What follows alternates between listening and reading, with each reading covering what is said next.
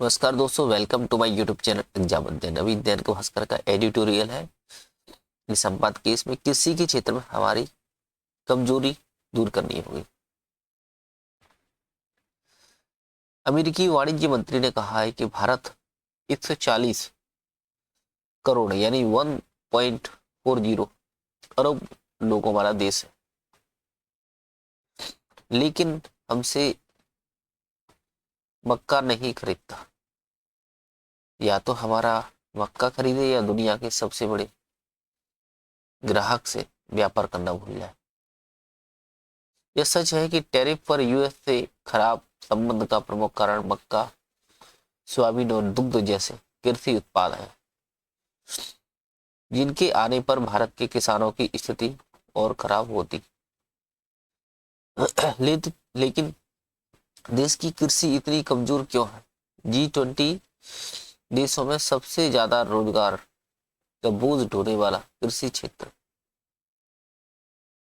40.1 भारत, दूसरे और तीसरे स्थान पर इंडोनेशिया और चीन क्रमशः 28.7% और चीन 22.3% है।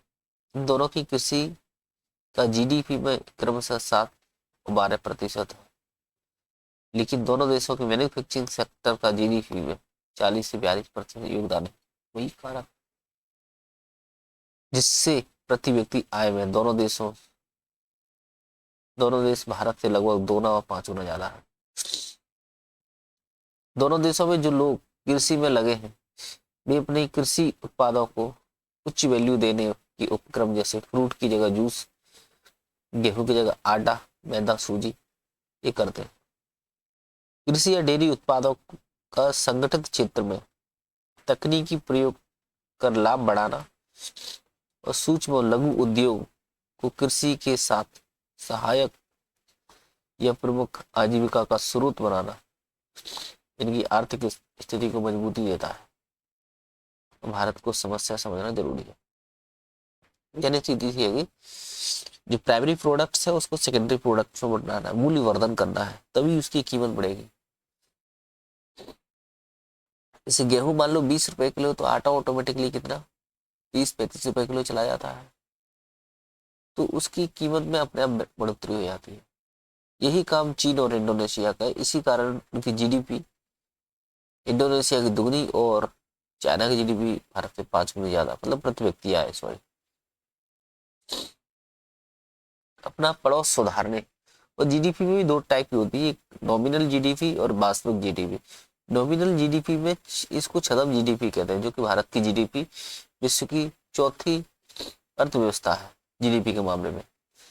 यानी इसका जो बेस ईयर था 2011-12 माना था, और जो वास्तविक नॉमिनल जीडीपी होती है जो करंट प्राइस में गिनी जाती है, यानी इसमें महंगाई वगैरह शामिल की जाती है, तो ये वास्तविक जीडीपी नहीं होती। इसमें जरूरी नहीं है प्रोडक्शन ही हो, इसमें महंगाई का भी ज्यादा असर दिखता है।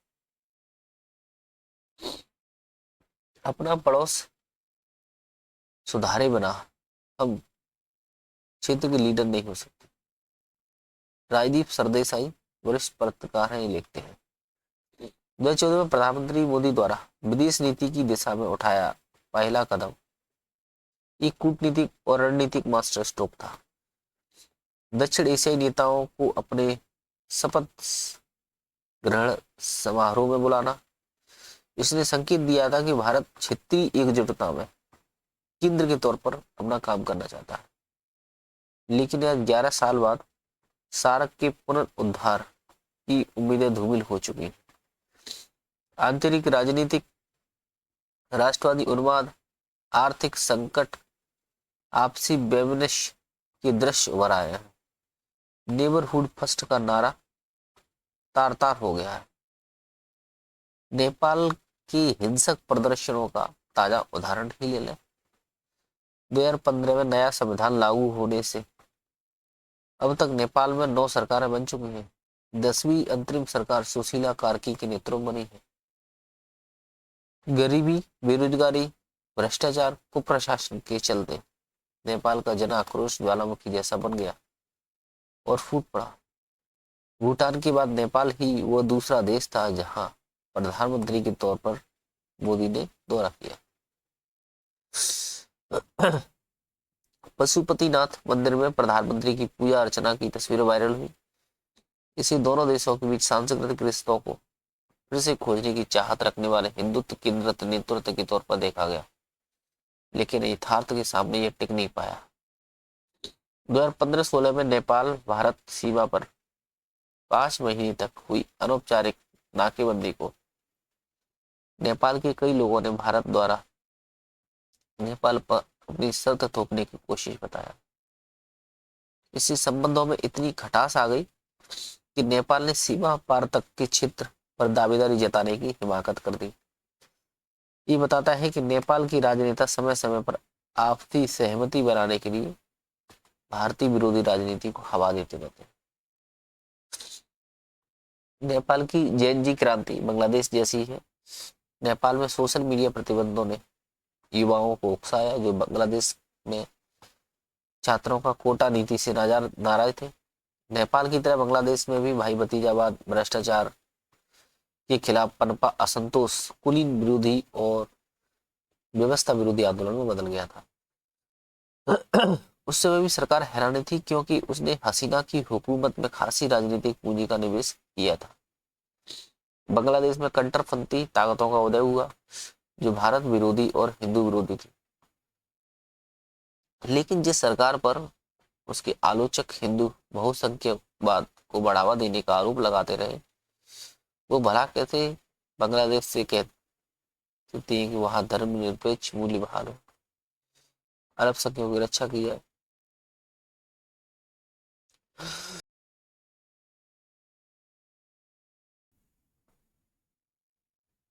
श्रीलंका हमारा एक और पड़ोसी देश है जिसने हाल ही के समय भारी उथल पुथल देखी। वहां भी महंगाई, ईंधन की किल्लत और गहराते आर्थिक संकट के कारण भ्रष्ट राजनीतिक व्यवस्था को बेदखल कर दिया गया। राजपक्षी भाइयों को रातों रात देश से बाहर खदेड़ दिया गया। राष्ट्रपति भवन पर प्रदर्शनकारियों के कब्जे की तस्वीर इस बात के प्रतीक थी शक्तिशाली सत्ता भी जन आंदोलन के सामने टिक नहीं सकती है। हालांकि भारत उपरोक्त देशों की सीमाओं के लिए सीधे जिम्मेदार नहीं, लेकिन मालदीव जैसे छोटे से देश के साथ 2024 में हुआ कूटनीतिक टकराव जरूर टाला जा सकता था, जब सत्तारूढ़ पार्टी की धुर राष्ट्रवादी सोशल मीडिया सेना ने मोहम्मद मुर्जी के नेतृत्व वाली मालदीव सरकार पर हथियार तान दिए थे। सत्तारूढ़ पार्टी की धुर राष्ट्रवादी सोशल मीडिया सेना ने मोहम्मद मुर्जी के नेतृत्व वाली मालदीव सरकार पर हथियार तान दिए थे, तो इसने मालदीव को इंडिया आउट, चाइना इन की नीति अपनाने के लिए मजबूर किया। मुर्जी की भारत विरोधी बयानबाजी गैर जरूरी थी, लेकिन पर्यटन स्थल पर मालदीव के बहिष्कार का आह्वान इस बात का चिंताजनक प्रमाण था कि सोशल मीडिया के जरिए विदेश नीति का राजनीतिकरण किया गया। कैसे किया? ऐसे प्रधानमंत्री का हालिया मालदीव द्वारा स्वागत योग्य कदम था। इसमें सीख ये है कि हमें जरूरत से अधिक प्रतिक्रिया से बचना चाहिए। तब हमारे चिर शत्रु पाकिस्तान की बात ही क्या करें। बेशक पाकिस्तान की सीमा आतंकवाद को पोषित करने की नीति क्षेत्रीय एकता को बिगाड़ने का मुख्य कारण रही है, लेकिन पाकिस्तान का छल कपट इस बात पर पर्दा नहीं डाल सकता है कि भारत साझा हितों पर आधारित पुख्ता दक्षिण एशियाई नीति बनाने और क्षेत्र में बेहतर प्रभाव डालने में विफल रहा। ग्लोबल साउथ का अगुवा बनने और दुनिया में आवाज बुलंद करने की महत्वाकांक्षा रखने वाला देश खिली पड़ोस में लगातार होने वाली इस उथल पुथल की वास्तविक चुनौती है। वास्तव में हमें पश्चिमी देशों के बजाय अपनी ही पड़ोसी पर हो रही चीजों पर अधिक ध्यान देना होगा। अगला बिजनेस स्टैंडर्ड का ये एडिटोरियल है, संपादकीय ध्यान चिन्ह में भारत का रणनीतिक पुनर्संतुलन। हर्ष बी पंत ORF में उपाध्यक्ष हैं और अतुल कुमार फेलो चीन अध्ययन है। चीन की ध्यान चिन्ह में आयोजित शंघाई संयुक्त संगठन का शिखर सम्मेलन 25 इस संस्था के इतिहास में नेताओं का अब तक का सबसे बड़ा जमघट साबित हुआ। इस सम्मेलन में संयुक्त राष्ट्र महासचिव एंटोनियो गुटेरेस सहित 20 देश के नेताओं और 10 अंतर्राष्ट्रीय संगठन के प्रमुखों ने भाग लिया। संस्थागत व्यापकता के प्रदर्शन से आगे निकलकर यह शिखर सम्मेलन भू राजनीतिक संकेत भेजने का एक बड़ा मंच बन गया। विशेष रूप से चीन, भारत और रूस के नेताओं के बीच आपसी तालमेल से यह बात बखूबी साबित हो गई कि इन तीनों देश के नेताओं की बैठक दुनिया खासकर अमेरिका और पश्चिमी देशों को एक खास संकेत भेजने के लिए आयोजित की गई थी। इस शिखर सम्मेलन ने एक बहुध्रुवीय दुनिया का खाका भी पेश किया। एससीओ शिखर सम्मेलन ने रूस के राष्ट्रपति व्लादिमीर पुतिन को भारत और चीन दोनों के साथ घनिष्ठ रूप से जुड़ने का अवसर प्रदान किया।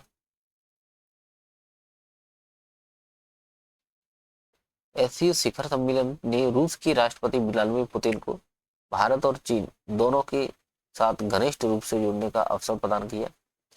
इससे पुतिन को पश्चिमी देशों को यह संकेत देने का भी मौका मिल गया कि रूस के पास सहयोगियों की कमी नहीं है। चीन के राष्ट्रपति शी जिनपिंग का उद्देश्य इस अवसर का उपयोग एक उभरती हुई राजनीतिक और आर्थिक व्यवस्था को शिल्पकार के रूप में अपनी साख जमाना था।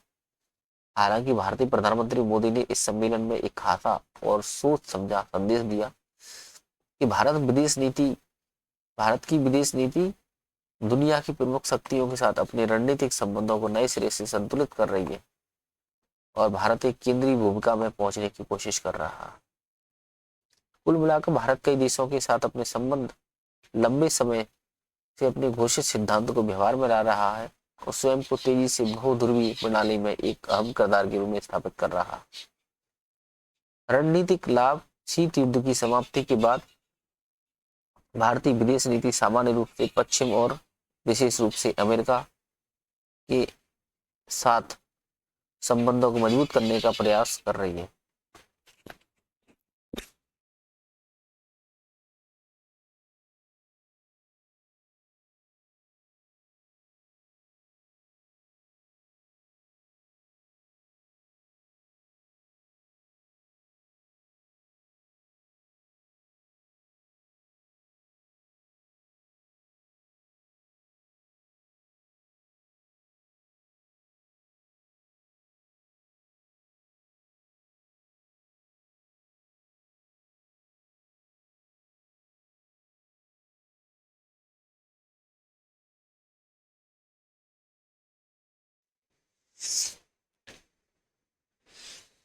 रणनीतिक लाभ शीत युद्ध की समाप्ति के बाद भारतीय विदेश नीति सामान्य रूप से पश्चिम और विशेष रूप से अमेरिका के साथ अपने संबंधों को मजबूत करने का प्रयास करती रही है।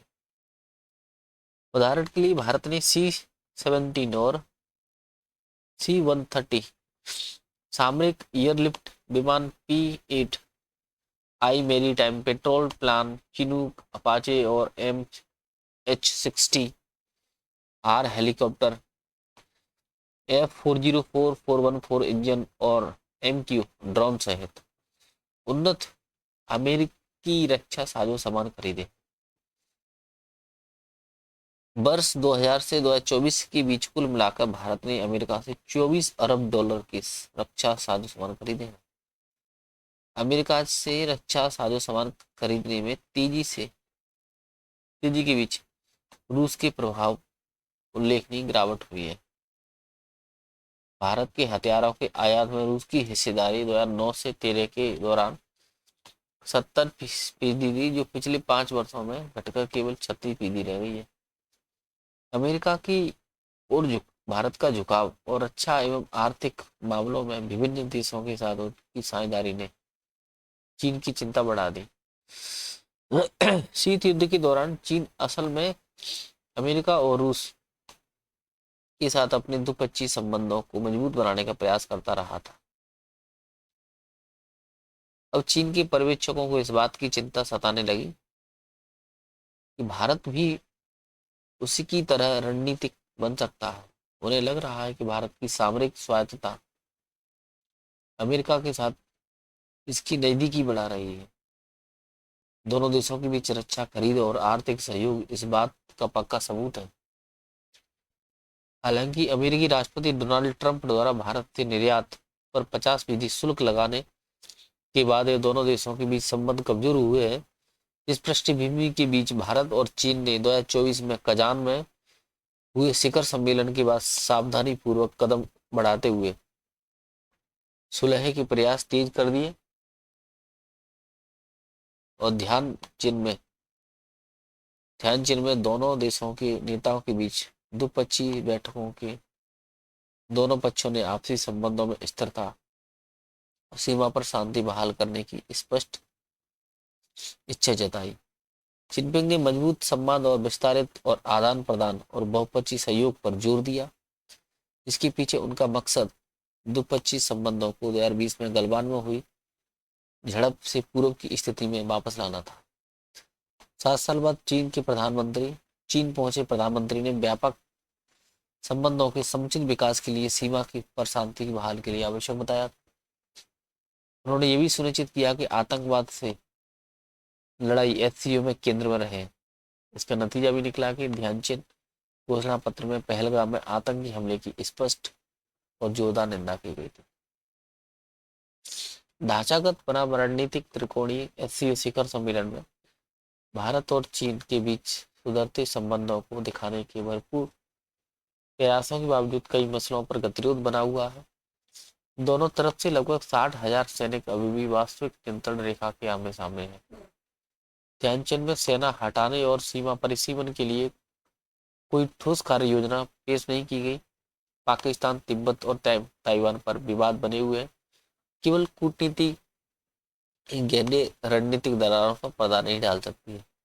रणनीतिक त्रिकोणीयता भी जटिलता बढ़ा देती है। भारत और चीन दोनों लंबे समय से एक सोची समझी रणनीति के तहत तीसरी शक्तियों की तरफ झुकाव से आर्थिक और कूटनीतिक लाभ उठाते रहे हैं। चीन अमेरिका के शुल्कों के खिलाफ भारत के साथ एकजुटता का प्रदर्शन करना चाहता है, लेकिन सतर्क भी है। चीन को इस बात का डर है कि भारत के पास अमेरिका के संबंध दुरुस्त करने का विकल्प मौजूद है। एक संस्था के रूप में एससीओ वैश्विक मंच पर ब्रिक्स से पीछे है, मगर इसका महत्व बढ़ रहा है। वर्ष 2024 में एससीओ सदस्यों के साथ चीन का व्यापार 512 अरब डॉलर तक पहुंच गया, जो 2018 के स्तर से दोगुना था। लिहाजा शी जिनपिंग द्वारा एक नए प्रकार के अंतर्राष्ट्रीय संबंधों की वकालत और उसके साथ ऊर्जा, ढांचागत क्षेत्र और आर्टिफिशियल इंटेलिजेंस और डिजिटल अर्थव्यवस्था में एससीओ विकास बैंक और बहुपक्षीय सहयोग जैसी एक पहल रणनीतिक सूझबूझ को दर्शाती है। इसका उद्देश्य चीन और अमेरिका की नीतियों से बचाना और भविष्य में आर्थिक विकास को जारी रखना। अंततः ध्यानचंद में भारत चीन की बैठक ने एक सूक्ष्म संतुलनकारी नीति का मुजाहिरा पेश किया, यानी दोनों देशों के बीच यथासंभव सहयोग हो सकता है, जरूरी लगने पर सतर्क रुख भी अपनाया जा सकता है और संबंधों में सुधार के प्रयासों के बीच भू राजनीतिक दावपेच का विकल्प भी खुला है। निष्कर्ष, मोदी की ध्यानचंद यात्रा और जिनपिंग के साथ उनकी बैठक ने दुनिया में भारत के बढ़ते रुतबे का संकेत दिया है। यह शिखर सम्मेलन में ठोस समझौते तो कम हुए, लेकिन इससे संबंध सामान्य बनाने, भारत में चीन निवेश फिर शुरू करने के प्रयासों की जो ताकत मिली है, उन्हीं प्रयासों का नतीजा है कि वीजा प्रतिबंधों में ढील दी जा रही है। दोनों देशों के बीच सीधी उड़ानें फिर से शुरू होने वाली हैं। उर्वरक, मशीनरी, दुर्लभ खनिज तत्वों के निर्यात पर चीन द्वारा लगाए गए प्रतिबंध भी अब धीरे धीरे कम हो रहे हैं। हालांकि कूटनीतिक दिखावे के पीछे भारत और चीन के बीच प्रतिबंध स्पर्धा बनी हुई है। इसके बावजूद भारत अमेरिका पर अत्यधिक निर्भरता से बचने का सतर्क प्रयास कर रहा है। किसी भी एक देश पर निर्भरता से दूर जा सकता है, किसी भी एक देश पर निर्भरता से दूर जा रहा है। ध्यानचंद में दिखी भारत चीन और रूस की दोस्ती एक रणनीतिक संदेश भेजती है। वह संदेश यह है कि भारतीय विदेश नीति एक जटिल बहुध्रुवीय दुनिया में एक हित सुरक्षित रखने और रणनीतिक स्वार्थ बरकरार रखने के लिए कदम उठाने से पीछे नहीं हटेगी। अगला जनसत्ता का एडिटोरियल है ये संतुलन का संदेश। इसी वर्ष अप्रैल की शुरुआत में संसद से पारित होने के बाद वक्फ संशोधन अधिनियम 2025 अस्तित्व में आया। तभी से इसके कुछ प्रावधानों को लेकर मुस्लिम समुदाय के भीतर कई असहमतियां पैदा हुई और इस पर रोक की मांग की जा रही थी। प्रतिक्रियाओं के समानांतर जब यह मामला सर्वोच्च न्यायालय में गया तब यह उम्मीद जगी कि इस कानून पर उभरी असहमतियों पर कोई अस्पष्टता कायम हो सकेगी। सोमवार को सुप्रीम कोर्ट ने वक्फ संशोधन अधिनियम से जुड़े मामले पर जो अंतरिम फैसला दिया उस पर प्रभावित पक्षों की सकारात्मक प्रतिक्रिया इस पर उभरे विवाद को सुलझाने में मददगार साबित हो सकती है। अदालत ने वक्फ कानून पर रोक लगाने की मांग को मानने से तो इनकार कर दिया है, लेकिन अधिनियम के कुछ ऐसे प्रावधानों पर रोक लगा दी है जिन्होंने याचिकाकर्ताओं ने चुनौती दी है कि निश्चित रूप से इसके किसी निष्कर्ष तक पहुंचने में शायद वक्त लगेगा, मगर इस मुद्दे पर जिस स्तर के तीखे मतभेद खड़े हो गए हैं उनमें शीर्ष अदालत का फैसला विवाद को अंतिम तौर पर खत्म करने की दिशा में सहायक साबित हो सकता है। गौरतलब है कि वक्फ संशोधन अधिनियम में सबसे बड़ी आपत्ति जिला अधिकारी को सौंपे गए अधिकार पर जताई गई थी, जिसमें वक्फ बोर्ड के सर्वे का अधिकार खत्म कर दिया गया था। अब सुप्रीम कोर्ट ने अधिनियम की उस धारा पर रोक लगा दी है जिसमें जिला अधिकारी को तय करना का अधिकार दिया गया कि कोई घोषित वक्फ संपत्ति सरकारी संपत्ति है या नहीं है। अदालत ने स्पष्ट कर दिया है कि केंद्रीय वक्फ बोर्ड में 4 और राज्य के बोर्ड में 3 या से ज्यादा गैर मुस्लिम सदस्य नहीं होने चाहिए। फिलहाल केंद्रीय बोर्ड में 22 और राज्य के वक्फ बोर्ड में कुल 11 सदस्य होते हैं। इस तरह एक अहम निर्देश के तहत अदालत ने इस प्रावधान पर भी नए नियम बनाने के लिए रोक लगा दी है, जिसके तहत 5 वर्ष से इस्लाम का अनुयायी रहा व्यक्ति ही अपनी वक्फ संपत्ति को दान कर सकता था। जाहिर है कि सुप्रीम कोर्ट ने इस बेहद संवेदनशील मसले पर फैसला देते हुए काफी हद तक संतुलित रूप और अख्तियार किया। यही वजह है कि एक और इस अंतरिम निर्णय को मुस्लिम पक्ष ने राहत देने वाला बताया है, वही इस अधिनियम के समर्थन में हस्तक्षेप करने वाली याचिकाकर्ताओं ने भी संतोष जताया। केंद्र सरकार भी स्वाभाविक रूप से खुश है। अदालत ने इस पूरे कानून पर रोक नहीं लगाई है। इसके बावजूद यह सवाल उठना स्वाभाविक है कि वक्फ संशोधन अधिनियम को अंतिम रूप से देने से पहले अगर संशोधित पक्षों को भी इस कानून के सभी संवेदनशील पहलुओं पर व्यापक विचार विमर्श किया जाता है तो उठाई गई आपत्तियों का निराकरण किया जाता है तो क्या इसे अदालत की कटघरे में ले जाने से नहीं बचा सकता। दरअसल देश के लोकतांत्रिक ढांचे में यह उम्मीद की जाती है कि कोई भी कानून बनाने या उसमें बदलाव लाने के दौरान उनके तबकों समूहों से राय ली जाएगी, उनका ध्यान रखा जाएगा, उन प्रश्नों को हल किया जाएगा जिनकी वजह से विवाद की स्थिति बनती है। उसके लिए अदालती हस्तक्षेप की नौबत नहीं आनी चाहिए। बहरहाल वक्फ संशोधन अधिनियम 2025 के संदर्भ में सुप्रीम कोर्ट ने फिलहाल स्थिति स्पष्ट कर दी है। उम्मीद की जा रही है संबंधित अन्य पहलुओं पर व्यापक सहमति बनेगी। नेपाल में असंतोष और आंदोलन की राह, ब्रह्मदीप अबू ने इनका लेख है। नेपाल का आधुनिक राजनीतिक इतिहास जनता की निरंतर संघर्ष, आकांक्षा और असंतोष की गाथा है। राजतंत्र से लोकतंत्र एवं गणतंत्र तक, राजतंत्र लोकतंत्र और गणतंत्र तक की यात्रा में नेपाली जनता ने बार बार सड़कों पर उतर अपनी आवाज बुलंद की है। जनता ने निरंकुश राजतंत्र को चुनौती देकर करीब 250 साल पुरानी व्यवस्था को उखाड़ फेंका था और अब जनता ने लोकतंत्र में भ्रष्ट एवं अवसरवादी दलीय राजनीतिक पर प्रश्न खड़े करी है। दरअसल नेपाल की राजनीतिक धारा अक्सर आंदोलन और विद्रोह से संचालित होती रही है। एक बार फिर से देश की जनता व्यवस्था में बदलाव के लिए सड़कों पर निकली और उनका असर भी देखने को मिला। लोकतंत्र की मजबूती 3 स्तंभ कार्यपालिका, विधायिका, न्यायपालिका की पारदर्शिता, जवाबदेही, निष्पक्षता पर निर्भर करती है। नेपाल के घटनाक्रम से यह सबक मिलता है कि यदि ये संस्था भ्रष्टाचार और पक्षपात की चपेट में आती है तथा लोकतंत्र केवल औपचारिक ढांचा बनकर रह जाता है, तब अविश्वास से भरी जनता आंदोलन करने पर मजबूर हो जाती है। नेपाल ने लंबे समय तक राजतंत्र को झेला, इसलिए देश में क्रांति तथा विद्रोह के बाद करीब 17 वर्ष पहले वहां लोकतंत्र स्थापित हो चुका था। राजतंत्र के दौरान नेपाल में जनता का जीवन राजनीतिक, आर्थिक और सामाजिक दृष्टि से कठिन था। लोकतंत्र व्यवस्था में अपेक्षा की जाती है कि यह व्यापक जन कल्याणकारी होकर सामाजिक न्याय की स्थापना में मददगार बने, प्रशासन में पारदर्शिता और विकास की प्रक्रिया में सभी नागरिकों को शामिल किया जाए। नेपाल में ऐसा कुछ भी नहीं हुआ। अभिजात नेताओं के इस समूह ने लोकतांत्रिक व्यवस्था को अपनी गिरफ्त में ले लिया था और सत्ता को एक छोटे और खास समूह तक केंद्रित कर दिया, जिसमें वामपंथी नेताओं को प्रभाव था। इसलिए इसे जनवादी तानाशाही से मिलता जुलता और चीनी व्यवस्था को अपनाने जैसा माना जाने लगा। पिछले एक अरसे से नेपाल की सत्ता 3 नेताओं की इर्द-गिर्द नजर आ रही। कम्युनिस्ट पार्टी ऑफ नेपाल की पुष्प कमल दहल प्रचंड, नेपाली कांग्रेस के शेर बहादुर देउवा और हाल ही में अपने पद से इस्तीफा देने वाले केपी शर्मा ओली। लोकतंत्र में पक्ष विपक्ष 2 अलग-अलग ध्रुव माने जाते हैं, लेकिन नेपाल में ऐसा बिल्कुल भी नहीं है। वहीं प्रचंड, ओली और नेपाली कांग्रेस में इतनी मधुर संबंध है कि कोई भी किसी को भी समर्थन देकर उन्हें प्रधानमंत्री पद तक पहुंचा देता है।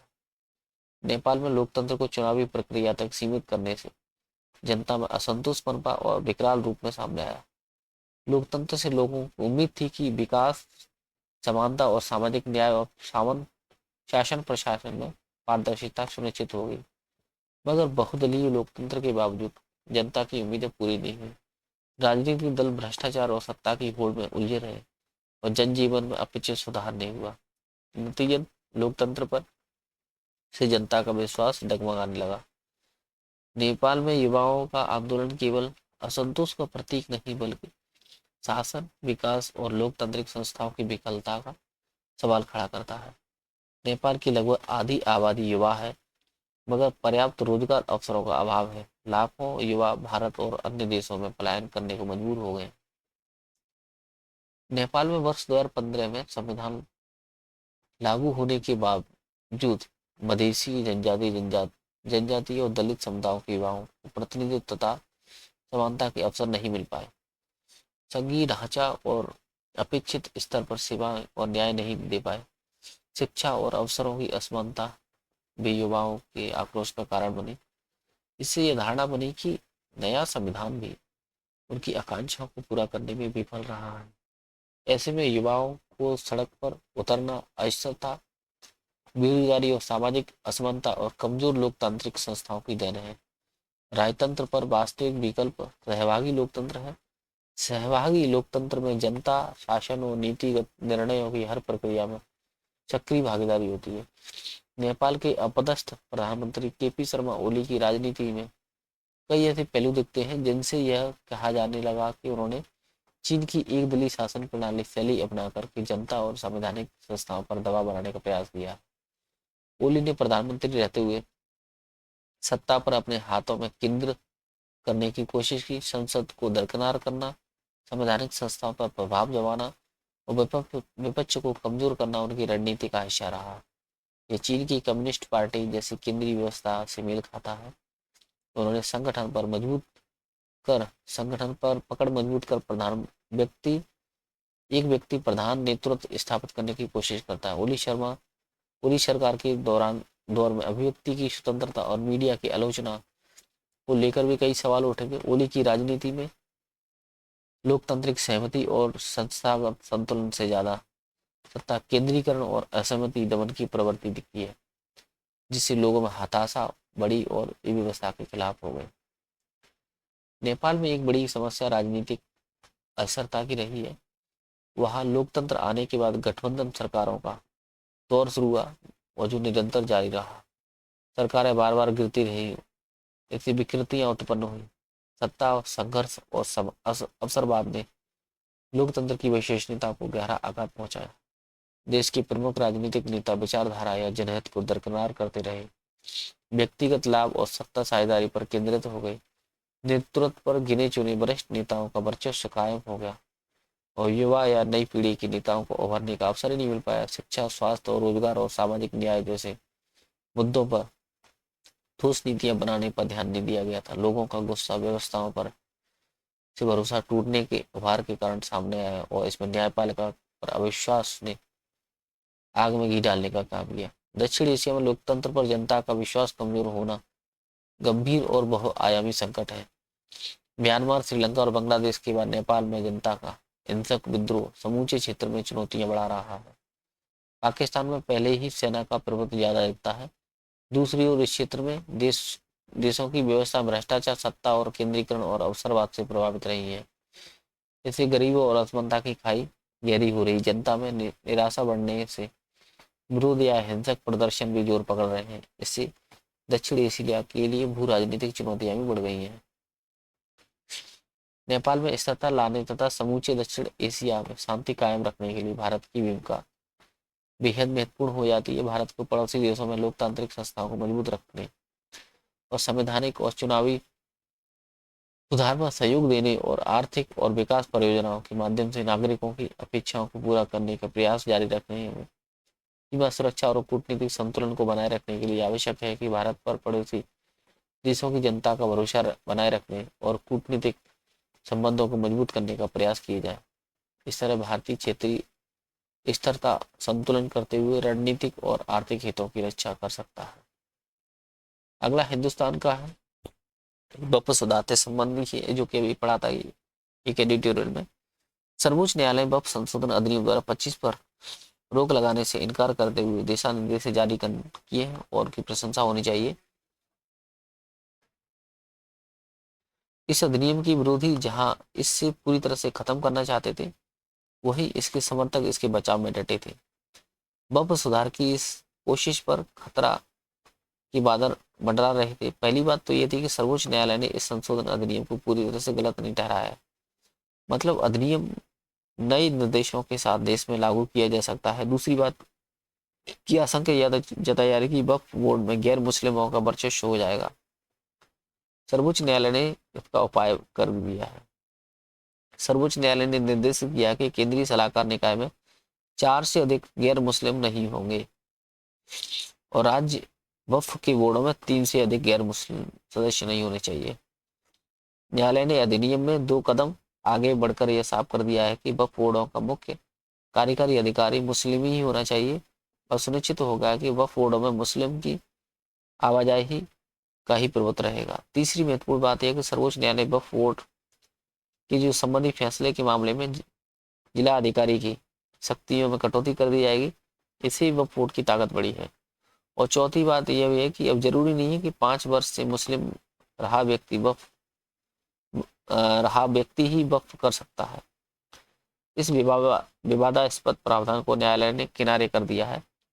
इससे कि वक्फ बोर्ड की मजबूती बढ़ेगी और हालांकि इस नियम को लागू करने में राज्य सरकार की भी भूमिका होगी। राज्य सरकार ने अपने हिसाब से वक्फ प्रबंधन संबंधी फैसले ले सकेंगी। कुल मिलाकर सर्वोच्च न्यायालय ने वक्फ पक्ष के संदेह को दूर कर दिया है और इस कानून का स्वागत होना चाहिए। पांचवी बात है कि केंद्रीकृत पोर्टल पर वक्फ संपत्तियों के अनिवार्य पंजीकरण में हस्तक्षेप नहीं किया सकता। वास्तव में केंद्र सरकार तमाम वक्फ संपत्तियों के दस्तावेजों को ऑनलाइन करना चाहती है और ऐसा करना एक हिसाब से जरूरी भी है। हर किसी के सामने दस्तावेज उपलब्ध रहेंगे। इससे वक्फ की संपत्ति को लेकर संशय की स्थिति नहीं बनेगी। वक्फ के उचित प्रबंधन के लिए उसके दस्तावेजों का दुरुस्त होना जरूरी है। यह मांग पहले से हो रही थी कि जिस पर न्यायालय ने मुहर लगा दी। दस्तावेजों के दुरुस्त होने पर अल्पसंख्यक समाज में भी पारदर्शिता बढ़ेगी और इसका लाभ पूरे समाज को मिलेगा भी। इसमें कोई दो राय नहीं है कि अदालत के फैसले से वक्फ प्रबंधन को मजबूती मिली है, मगर अदालत ने वक्फ बोर्ड पर जो भरोसा जताया है उस पर खरा उतरना चाहिए। अगर कहीं धोखाधड़ी या छल से वक्फ बनाने की साजिश की जाती है तो वक्फ का मकसद ही बेकार हो जाएगा। वक्फ बोर्ड और अल्पसंख्यकों को अपने दावों में ज्यादा तार्किक और तथ्यपरक होना चाहिए। अदालत को यह ध्यान दिलाना चाहिए कि वक्फ को अगर ज्यादा ताकत मिल जाए तो पूरे गांव पर ज्यादा हो सकती है। ऐसा हो भी चुका है। वक्फ संबंधी किसी भी फर्जी दावे से बचना होगा। वक्फ विनम्रता का विषय है और आक्रामकता का नहीं है। वक्फ से किसी को भी नुकसान नहीं होना चाहिए। किसी गरीब को सताया नहीं जाना चाहिए, वो का दावा करते हुए संयम और विवेक का परिचय देना चाहिए। इस प्रकार के बहुत ही शानदार एडिटोरियल हमने देखे। Thank you. जय हिंद, जय भारत।